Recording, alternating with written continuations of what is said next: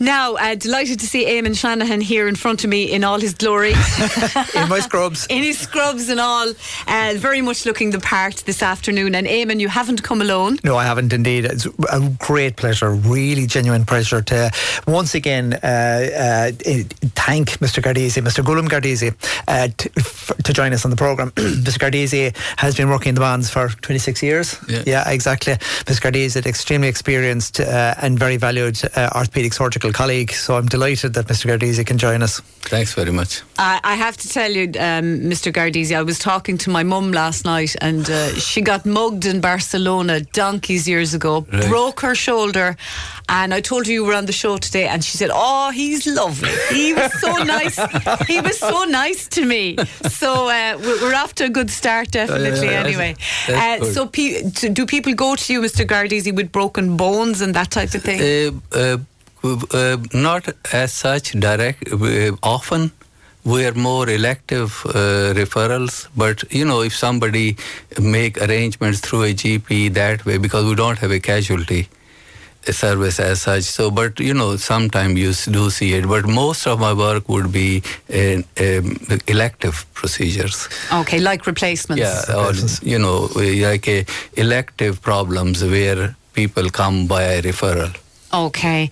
And Eamon, you were suggesting that we might talk specifically today about joint replacements. Yeah, I suppose the thing is that, again, just before the programme, Mr. Gardezi and myself were talking about this, and one of the things he said was that, and I'll explain the context for it, is he said that hip replacements and cataract operations were the operations of the last century. Now, what I meant to say about that is, obviously hip operations and cataract operations are going, but these are the things that would have of themselves had probably the single greatest impact in terms of quality of life. As anybody who has had the pain of arthritis of their hips knows the relief you get after you have your hip replaced is enormous.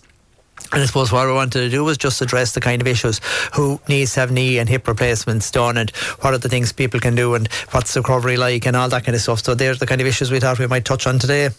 I noticed as well, Mr. Gardezi, that a lot of younger people, I know people even in their late 30s and early 40s who've had to have joint replacements. Is that still relatively unusual though? I think pathology matters. If somebody has a severe crippling arthritis radiologically, like on x-rays, as well as severe symptoms, then I think they probably will have to go that way. But I think you prefer to hold back on younger people, because at the end of the day, joint replacements have lifespan as everything on the face of this earth. Okay, and nothing is made to last forever. Yeah, and you can't keep getting your hip or your knee. You can actually, but every time a new next operation does become technically more complex. So when a procedure gets more complex, the chances of going things wrong are more as well. And of course, the older you get, the less you want to go under an anaesthetic. Anesthetic point of view, I think anesthetic nowadays is 99%, I would say, would be done under epidural or spinal anesthetic. Really? Which is fairly safe compared to general anesthetic in elderly population. Okay. And most of the cases we do, unless until patient specially demands for a general anesthetic, most of the time it will be spinal anesthetic. They're less sick, they have a less blood loss, they have a less risk of DVT, which is a clot in the leg risk, and they are also they're much better pain control, and they are up and about quicker because they are not groggy because of anesthetic effects and stuff like that. Okay. So recovery is much smoother. Age in itself is not a bar, because certainly I know that patients of mine have very successfully had hip replacements, but for the first time into their 90s. And again, it has had the impact, the quality of life improvement that we were talking about. In their 90s? Absolutely. In their 90s, I have a few 93 pluses. Yeah. And they actually do well, because they are physiologically better. You only reach 93 if you're good enough. Yeah, it's actually more. It makes sense, actually, doesn't it? Yeah. I suppose the point Mr. Gardezi was making is that if you have to redo the hip or redo the knee, it's a more complex procedure and there's more risk of complications. So that's the reason why we try to kick that particular can down the line as far as you could. Now, having said that, the thing is there are people in the 30s, 40s and 50s who unfortunately do need to have a joint replacement, because the reality is the joint is gone and there's nothing you can actually do to alleviate the problem, so you end up having to replace the joint. It's just you prefer not to do it. Talk me through how the process involved when somebody goes into you with possible problems and you end up referring them to... So the sequence of events is somebody will come into me with a painful joint. So typically they would have something, they might have a little limp, or they'll be saying to me, this is keeping me awake at night, or I can't do the things I want to do. I'll carry out an appropriate examination. In the very early stages, we will try and manage the problem medically with the appropriate anti-inflammatory medications. At an appropriate point in time, we'll get, again, the correct imaging. Now, I'm using the word imaging because it could be X-ray, it could be MRI, to sort of see what the extent of the joint, extent of the damage to the joint is. And certainly when it's getting to the point where there is obvious, fairly significant damage to the joint, and or that the person is having a lot of symptoms. And I think that's the really important bit, is when the person, so for me personally, it's when the person has a lot of pain in their hip, or if they have pain or instability of the knee, in other words, the knee keeps buckling under them. That's the point at which I would then refer them to Mr. Gardezi. We will try and get the person, as I say, worked up, so and ensure that the person is as good medically as possible, and to have the appropriate x-rays done and the MRIs done for Mr. Gardezi, so when he sees them, he has all the information to hand. And you mightn't always prescribe an operation, I presume. No, not always, no. A person who operates on everybody, I do not think is a right surgeon. I think surgeon is a surgeon who knows where to operate and where it's not necessary. Okay, right. And what other solutions are there? There is, see, the thing is that it all depends on the extent of problem. What drives you to an operation is not the arthritis of the joint. What drives you to operation is, the main driving force is pain, not stiffness. Okay. Pain. You are replacing a arthritic joint with an artificial joint. You are not replacing a normal joint with an artificial joint. The artificial joint is a replacement of an arthritic joint, right? And a person has to have, if somebody has an arthritis, but if they only complain of stiffness, they will not be that happy with it. Okay. Because artificial joint is not the natural joint. It's not a replacement of a normal joint. I gotcha. It cannot be as good as a normal joint is. Yeah, so you really have to be in a lot of pain. Yeah, the pain is the main driver. The main benefit you get out of surgery is always pain relief. Yeah. It is not stiffness relief. Artificial joints still feel stiff. Yeah, okay. Right, but it's pain. Once the pain goes, they're able to walk without pain. And when they're able to walk without pain, that's what makes a difference to them. And I presume, I've heard of people getting injections into their knees and hips too. They are not. They are all temporary measures. Injection may have a similar efficacy as an anti-inflammatory, oral anti-inflammatory, with a very occasional and uncommon risk of infection transmission, and that precludes the joint replacement unless that clears up. So I usually don't hold them very high in my view, unless until somebody really demand for it, and they say that. I always warn them there is a small risk, but I think that they are not solutions. No. They are similar to tablets. Painkiller medicine never cures a person. Medicine only manages a problem. If you have a blood pressure, it lowers your blood pressure, but you have to take medicine to control it. So it doesn't cure it, it only manages it. So same way, anti-inflammatory manages the pain to a certain extent. There are situations where when it goes beyond that, even the tablets are not helping. That means the problem is gone even more. So pills and pills never bail you out. Okay, I gotcha. Right? So if somebody has a badly arthritic joint, it is well known and accepted fact that joint replacement is the only solution. When there is a one solution for one problem, it usually works. When there are 10 solutions for one problem, none of them work. Okay, I'm following you. I'm very curious to know, if you take two people, Mr. Gardezi, and one of them, we'll say, reaches the age of 80 without an ache or a pain and is still quite sprightly, and the other isn't. How much of a factor is just their genetics, and how much of a factor is their lifestyle? I think it's multifactorial. Okay. There would be certain incidents in which there will be certain situations where you see multiple people of the same family would have all different events. They would have joint hip replacement, knee replacement, and all that. Then there might be certain situation where some trauma to a joint in the past gradually led to irregularity of the joint forming surface and establishment of arthritis in the long term. There could be occasional, sometimes somebody had an infection in a joint in the past and maybe later on it destroys the joint. There are multiple factors there. Work also, people who are heavy, say a lot of farming community who do heavy physical work, and I think repetitive loads does lead them prone to arthritic, especially more with the knees, but also with the hips as well. Do you see more men than women? I say more or less equal number though. Yeah. Okay. I don't think I can say that there is a very major shift to one gender though. Okay, that's interesting. Now, it comes as no great surprise to me that we're getting a lot of questions on this particular topic, and we might get right down to it. Mr. Gardezi, we'll start with this one from a female caller from Dingle. She doesn't give her age. She says her doctor told her she needs a joint replacement in her second toe. She's wondering, is this common, and what would the recovery time be like? Joint replacement, second toe, I think would be very uncommon circumstances.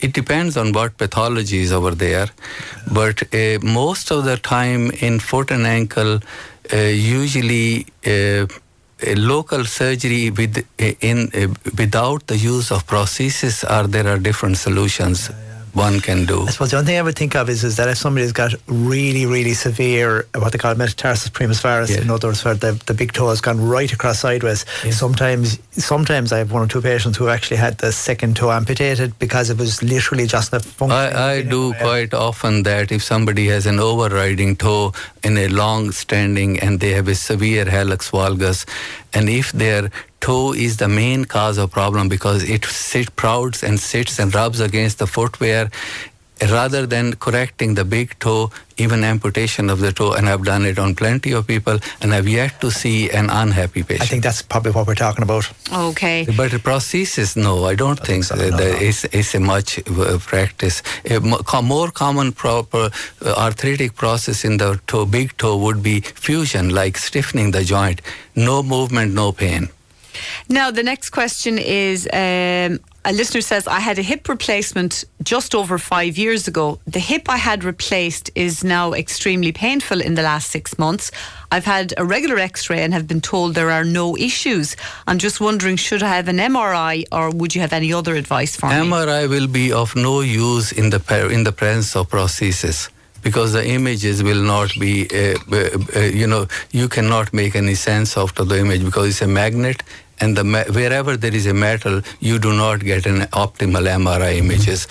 I think this type of situation always need a full workup, which not only first to outrule any potential reasons, say underlying any infection or any joint loosening. If they are outruled, maybe look for other reasons. Sometimes people with back problems can have a referred pains in the hip joint or in the leg area and all that. And I think it needs a full workup to know the reasons. You can never treat a pain without knowing the cause of it. Texter says, what is the solution for a replacement hip that has loosened and is causing pain? Redo surgery, usually. Yeah, that's the only solution. Yeah, redo surgery. Lady in her 50s, she says she was never athletic, but both her knees grind really loudly when she's going up the stairs. And she recently experienced a sudden, really bad pain down the middle of her left patella coming down the stairs. It was so sudden and painful that she nearly fell down the stairs with it. She's wondering what's going on. She has patellofemoral degenerative change. Knee is made up of 3 bones, which is the femur would be the lower end of your thigh bone, makes the femur part, then the shin bone makes the tibia, and kneecap is in the front. Kneecap does make the front part of the knee joint, which is recruited in 3 or 4 important activities, such as descending stairs, walking downhill, getting up from a low or crouching position, and also kneeling and getting up from kneeling position, in which semi-bent knee, the kneecap pushed against the thigh bone, and the degenerative change in that part of the knee joint, which we call patella and femur patellofemoral joint, leads to these classical symptoms this lady is describing. They will also feel a crackling sensation. They will sometimes get a sensation as if knee might give way. It doesn't actually give way, but it just gives a sensation of that, right? And the majority of, and this is a very common problem I see. In my opinion, if I see 10 referrals of the knee, I would say 4 or 5 will be definitely these type of problems. And majority of them can generally be treated with correct exercise regime. Okay, well that's good for that lady correct to hear. Exercise. Unless until arthritis, very severe arthritis, then replacement can come in as well. But first line of treatment is always a correct exercise regime for that. Yeah. 45-year-old man has a pain in his heel in the last few months and is wondering, is it heel spur? That's a common problem, yeah. It's a condition, the medical term for it is plantar fasciitis. It can be a kind of an obvious injury. Basically what it is, there's a sheet of tissue along the base of the foot that's attached to the heel bone, the calcaneus, and attached to the front, to the big toes or to the toes in the front, and it's kind of a springy thing under the foot. And sometimes what can happen is a piece of bone can be kind of pulled out and you get this literally a spur of bone under the heel. An x-ray will show whether or not you've got the spur or not. There are a variety of treatments. You could use anti-inflammatories. Orthotics are important. Again, footwear, appropriate footwear. So it might be a question of talking to a physio or to an orthopaedic surgeon. They sometimes I know that they've used things like the machine to break little trips. The machine to break up the ones that they're used to break up. Kidney stones can also be used to treat this. Okay. Injection works well. Yeah, injection works well, but it's a sore dose. Yeah, sore dose. Yeah. This next one is very interesting. This is from someone who you did his dad's. I think it's. I'm guessing it might be a man, but it could be a woman. But anyway, this person you did a job on their dad's knee last year. 5 of the dad's siblings also needed knee operations in the last few years. Okay, this listener is in their early 50s. Is wondering, is there anything I should and could be doing to prevent this happening to me? I'm taking joint supplements and I've no problems so far. The efficacy of joint supplements is something which I don't think one can reliably say that it's proven. Yeah, Eamon has been saying that for a long time. There are few things in the medicine which are more for the benefit of company than the benefit of the masses. Okay. But I think, I personally think that if there is a family history, there would be certain degree of predisposition towards development of wear and tear down the line.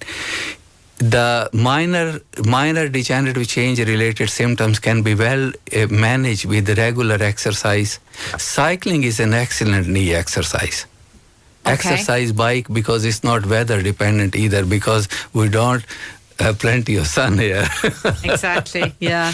But I think the cycling, doing proper regular exercises, even after a period, after an age, avoidance of certain postures can be helpful. God is never unhappy if you don't kneel in front of me. It's only the men who are narrow-minded, right? So if you have a bit of early arthritis in the knee, and if you just sit down and avoid kneeling and these type of posture, you're bound to get less symptoms.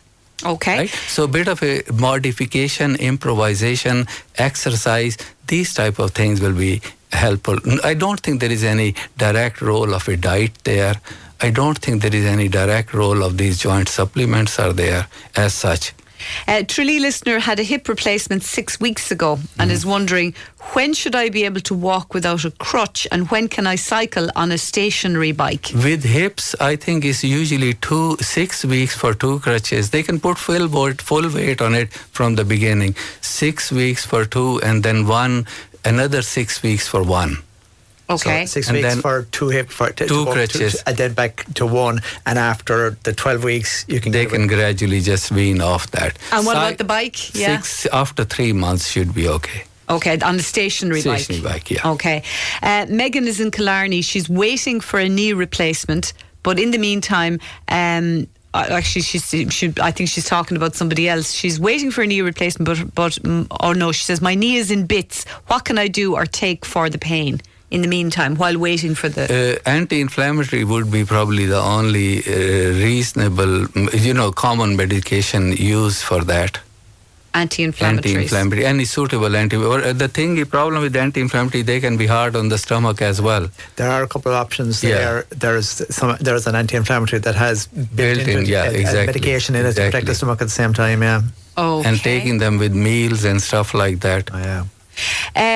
Listener, this is interesting now because we've spoken a lot about knees and hips, but this is a question about the shoulder. Right. Female caller has a problem with her shoulder rotator cuff. Her doctor has recommended surgery, but she's wondering, what would the two of you recommend? I do believe that rotator cuff is a well-known entity.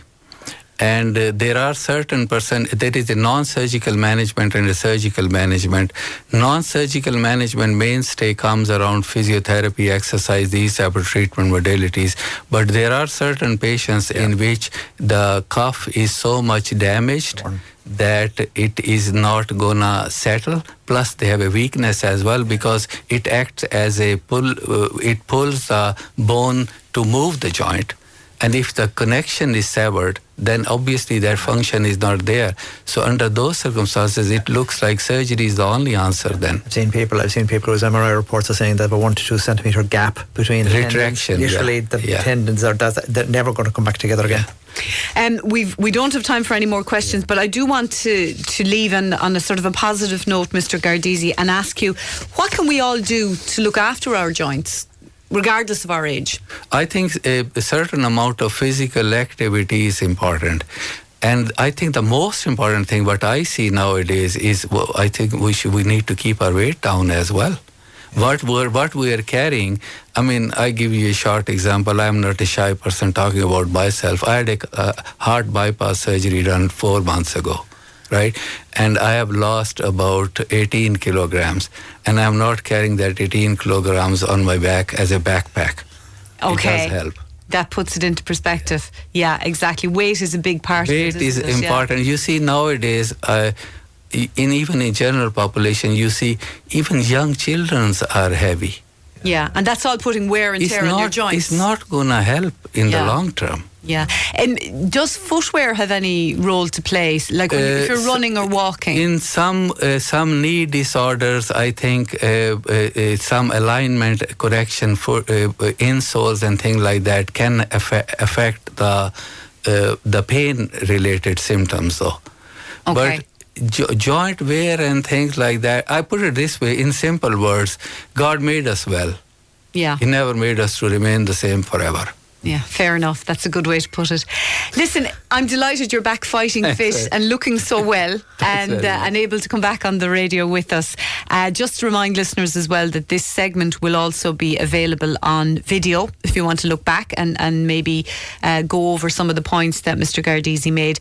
We wish you all the very best. Eamon, we've a load of leftover questions. We'll see if we can get to next week. I think we'll be sticking with this topic maybe with yourself next week. Very and we look forward to that as well. Okay, folks, thanks to Mr. Gardezi from the Bonds. Thank you for having me. And to Eamon, and we'll be back after the break.